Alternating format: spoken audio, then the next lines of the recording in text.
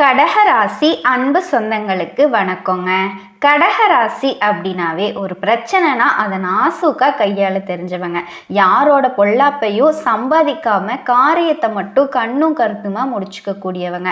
அப்படின்னா ரொம்ப கெட்டிக்காரங்களா அப்படின்னு கேட்டிங்கன்னா கெட்டிக்காரங்க தாங்க. ஆனாலும் ஒருத்தர் மனசை கூட நோகடிக்க மாட்டாங்க. தப்பானவங்களாகவே இருந்தாலும் அவங்களுக்கு நல்ல விதத்தில் வழிகாட்டக்கூடியவங்க, நினைச்சதை சாதிக்கக்கூடியவங்க. இவங்களுடைய திறமைக்கு இவங்களை தவிர வேறு யாராலையும் ஈடு இணை வைக்கவே முடியாது. கடகராசிக்காரங்க ஒரு இடத்துல இருக்காங்க அப்படின்னாவே மற்றவங்க எல்லாம் ஜாலியாக இருக்கலாம். ஏன்னு கேட்குறீங்களா? மொத்த பொறுப்பையும் இவங்களே ஏற்றுக்குவாங்க. கடகராசிக்காரங்க ஒரு வீட்டில் இருக்காங்க அப்படின்னா அந்த குடும்பத்தோட மொத்த பொறுப்பையும் இவங்களோட தலையில தான் இருக்குங்க. யாருக்கு கொடுக்க வேணாம். தன்னால் போய் தலையை கொடுக்கறதுல கடகத்தை மிஞ்சிக்க ஆளே கிடையாதுங்க.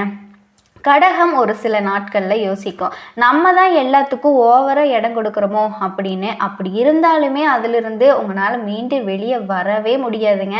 சதா நேரமும் மற்றவங்களுக்காகவே வாழ்ந்தாலும் இவங்களை பற்றி யோசிக்க ஒரு ஜீவன் கூட கிடையாது. கடகராசியை பொறுத்த வரைக்கும் அந்த கஷ்டத்தை மறைச்சி வச்சுக்கிறதுனாலேயே மற்றவங்க எல்லாரும் இவங்களுக்கு என்ன, இவங்க என்ன போய் கஷ்டப்படுறாங்க அப்படின்னு இவங்களை ரொம்ப ஜாலியாக இருக்காங்கன்னு நினச்சிட்டு இருக்காங்க. ஆனால் இவங்க மனசில் இருக்கிற வேதனை இவங்களுக்கு மட்டும்தாங்க தெரியும். அந்த அளவுக்கு உங்க கஷ்டத்தை வெளியில சொல்லக்கூட ஆள் இல்லாம உங்களுக்கு நீங்களே மறைச்சுக்கிறீங்க. பார்க்குறவங்க எல்லாருமே ஏகபோக வாழ்க்கையை நீங்க வாழ்ந்துட்டு சந்தோஷமா சுத்திக்கிட்டு இருக்க மாதிரி தெரியும். ஆனா உங்களுக்கும் அந்த கடவுளுக்கும் மட்டும்தாங்க தெரியும் உங்களுடைய வாழ்க்கை நிலை ஒவ்வொரு நிமிஷமும் முள்படுக்கையில போய்கிட்டு இருக்கிற மாதிரி. இப்படிப்பட்ட கஷ்டத்திலையும் தன்னை சுத்தி இருக்கவங்களோட நல்லதுக்காக மட்டுமே பாடுபடக்கூடிய கடகராசிக்கு இனி வரக்கூடிய நாட்கள் எப்படி இருக்க போகுதுங்க? சுழற்சி அடிக்க போகும் சுக்கிரன் கட்டாயம் நடந்தே தீருங்க. என்னன்னு தானே கேட்குறீங்க? நீங்கள் எதிர்பார்த்த அத்தனை விஷயங்களும் உங்களுக்கு கிடைக்க போகுதுங்க. இத்தனை நாள் நீங்கள் ஏங்கிக்கிட்டு இருந்த காரியங்கள் அனைத்தும் நடக்க போகுதுங்க. அதில் சுக்கிர பகவான்னு பார்த்தீங்கன்னா உங்களுக்கு யோகத்தை அள்ளி கொடுக்க போகிறாரு. நீங்கள் எதிர்பார்த்த வாழ்க்கை வாழ போகிறீங்க. கடகராசி அன்பர்களை பொறுத்த வரைக்கும் சுக்கிர பெயர்ச்சியால் என்ன பலன் அப்படின்னு தானே நீங்கள் கேட்குறீங்க. தெரிஞ்சுக்கலாங்க. சுக்கிர பகவான் 12ஆம் இடம் உங்கள் ராசிக்கு 12ஆம் இடத்துல போய் அமர்றாருங்க. ஸோ இது வரைக்கும் 11ஆம் இடத்துல இருந்த சுக்கிரன் இப்போ 12ஆம் இடத்துக்கு போய் அமர்ந்து அங்கே குருவோட இணைஞ்சு இப்போ பல பலன்களை கொடுக்க போறாரு. அப்போ இந்த கடகராசி என்பர்களுக்கு சுக்கிரன் அப்படின்னா நாளுக்குரியவன், சுகத்தை கொடுக்கக்கூடியவர், வீடு வண்டி வாகனத்துக்கு காரணக்கர்த்தாவா இருக்கக்கூடியவர் இந்த சுக்கிரன். அவர் போய் 12ல் மறைஞ்சிருக்காருங்க. அதே மாதிரி லாபத்தை கொடுக்கக்கூடிய சுக்கிரன் போய் 12ல் இருக்கு. அப்போ நமக்கு விரயத்தை ஏற்படுத்தி விடுமோ அப்படிங்கிற பயம் நிறைய கடகராசி அன்பர்களுக்கு இருக்கும். அப்படியெல்லாம் இல்லைங்க. சுக்கிரனுக்கு குருவும் இணைஞ்சு 12ஆம் இடத்தை வலுப்படுத்துறாங்க அப்படின்னு அங்கே எடுத்துக்கணும். அப்போ விரயம் ஏற்படுத்தும், கண்டிப்பாக விரயம் இருக்குங்க. ஆனால் இந்த விரயம் சுப விரயங்களாக கன்வெர்ட் ஆயிரும் அப்படின்னு தாங்க அர்த்தம். ஓகேவா? அப்போ என்னெல்லாம் பண்ணுவீங்க? உங்களுக்கு பிடிச்ச விஷயத்தை, தனக்கு தேவையான ஆசைகளை பூர்த்தி செய்யக்கூடிய காலகட்டமாக இந்த காலகட்டம் பார்க்கப்படுதுங்க. ஏன்னா 2 கிரகங்களும் 12ஆம் இடத்துல இருக்காங்க. அப்போ 12ஆம் இடத்துல இருக்கும்போது 12ஆம் இடத்தை வலுப்படுத்துறது அப்படின்னு அர்த்தங்க. முதல்ல தூக்கம் நல்லா வருங்க. அப்போ தூக்கம் நல்லா வருது அப்படின்னா என்ன? உங்க ஆசைகளை நிறைவேற்றி கொண்டிருக்கீங்க அப்படின்னு அர்த்தம். நல்லா இருக்கீங்க அப்படின்னு அர்த்தம். அப்போ தூக்கம் நல்லா வரும். இது வரைக்கும் கடந்த 2 வருஷமா குழப்பம், மனசங்கடம் எதுவுமே இல்லாம தனிமையில இருக்கக்கூடிய கடகராசி அன்பர்கள் இப்போ நிம்மதியாக தூங்கக்கூடிய தன்மையை நிச்சயமாக ஏற்படுத்துங்க. 12ஆம் இடம் அப்படிங்கிறது வெளிநாடு, வெளிமாநிலம், அந்நிய தேசத்தை குறிக்கக்கூடிய இடம் இந்த 12ஆம் இடம். அப்போ நிறைய கடகராசி அன்பர்கள் இப்போ வெளிநாடு, வெளிமாநிலம், அந்நிய தேசத்துக்கு போயிட்டு வரக்கூடிய பாக்கியங்களை நிச்சயமாக உருவாக்குங்க.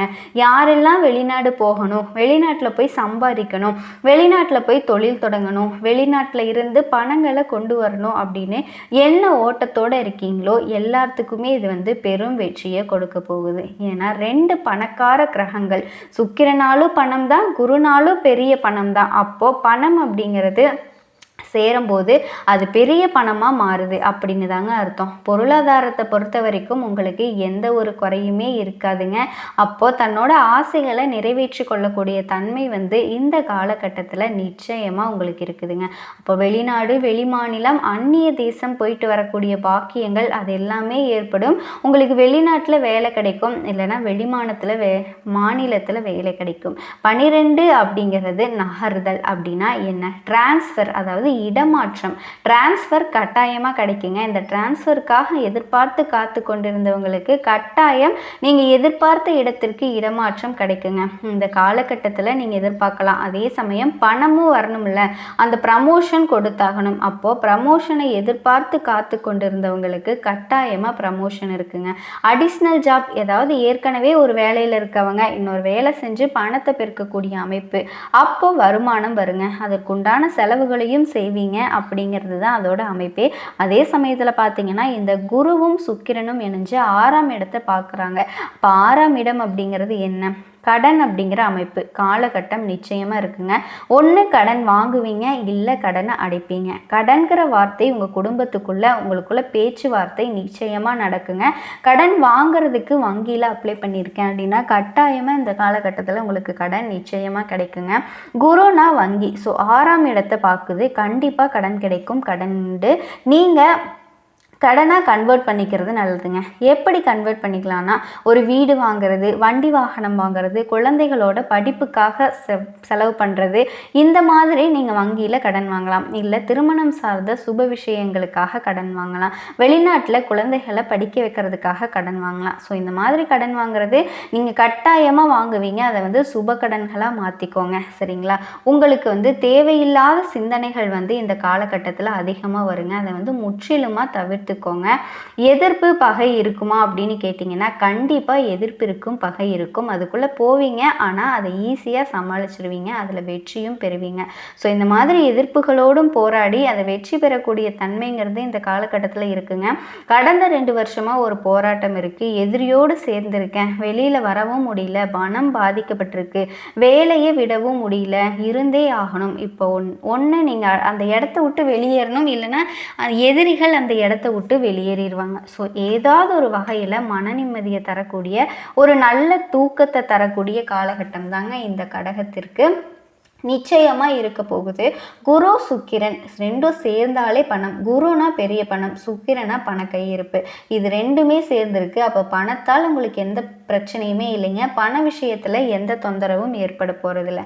கட்டாயமாக பண வரவு தாராளமாக இருக்குங்க. வெளிநாட்டுக்கு போயிட்டு வரக்கூடிய வாய்ப்பு அதிகமாக உங்களுக்கு கிடைக்க போகுதுங்க. ஆன்மீக வழியிலையும் பணம் வரும். பெரிய மனிதர்களின் தொடர்பு மூலமாக உங்களுக்கு கொடுக்கக்கூடிய அமைப்பு, அவங்க மூலமாக உங்களுக்கு பணம் வருமாங்க. நடக்கக்கூடிய நன்மைகள் வெளிநாட்டு நண்பர்கள் மூலமாகவும் வரும். நீங்கள் எதிர்பார்த்த வாழ்க்கை வாழ போகிறீங்க. உறவுகள் சார்ந்த விஷயத்தில் கொஞ்சம் எச்சரிக்கையோடு இருங்க. குரு நல்லவனுக்கு நல்லவன், நேர்மையான வழியில் போகணும் அப்படின்னு நினைக்கக்கூடியவருங்க. ஆனால் சுக்கிரன் அப்படிங்கிறது எப்படி தான் பணத்தை அனுபவிக்கணும், எந்த வழியில் வந்தாலும் சரி, ஆனால் பணம் கிடைச்சா போதும். இதில் உங்களுக்கு என்ன தெரியுது? குருங்கிறது நல்ல வழியில் வர்ற பணத்தை ஏற்றுக்க போகிறவர். சுக்கிரன் பணம் வந்தால் போதும் அப்படின்னு நினைக்கக்கூடியவர். 2 பேருமே இருக்காங்கன்னா எதிர்த்தன்மை கொண்டவர்களாகவும் இருக்காங்க. குரு சுக்கிரனும் எதிர்த்தன்மை கொண்டவங்க. ஒரு எக்ஸாம்பிளுக்கு குரு கிழக்க போச்சுன்னா சுக்கிரன் மேற்க போகும். அப்போ இப்போ இது எதிர்த்தன்மை. சரிங்களா? இந்த எதிர்த்தன்மை இருக்கும்போது எதிர்வாதங்களும் ஏற்படுத்தும். அப்போ ஒரே விஷயம், சுக்கிரன் அப்படிங்கிறது களத்திரக்காரகன். இப்போ களத்திரம் சார்ந்த விஷயத்தில் கொஞ்சம் கவனம், எச்சரிக்கையோடு இருங்க அப்படிங்கிறதுல ஞாபகம் வச்சுக்கோங்க.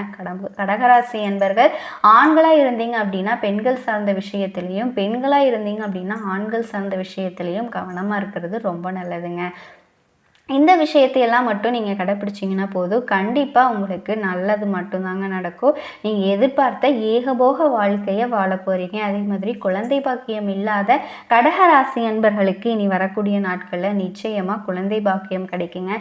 நான் போகாத கோயில் இல்லை, வேண்டாத சாமி இல்லை, பண்ணாத ட்ரீட்மெண்ட் இல்லை அப்படின்னு கஷ்டப்பட்டுட்டு இருக்க உங்களுக்கு குழந்தை பாக்கியம் கண்டிப்பாக கிடைக்குங்க. நீங்கள் எதிர்பார்த்த மாதிரியே நல்ல சந்தோஷமான வாழ்க்கையை வாழ போகிறீங்க. கடகராசிக்காரங்க உறவினர்கள் கிட்ட மட்டும் கொஞ்சம் கவனமாக இருந்தீங்க அப்படின்னா கண்டிப்பாக உங்களுக்கு நல்லது தாங்க நடக்கும். எதிர்பார்த்த வாழ்க்கையை அமைக்க போகிறீங்க. சந்தோஷம் மேலோங்க போகுது.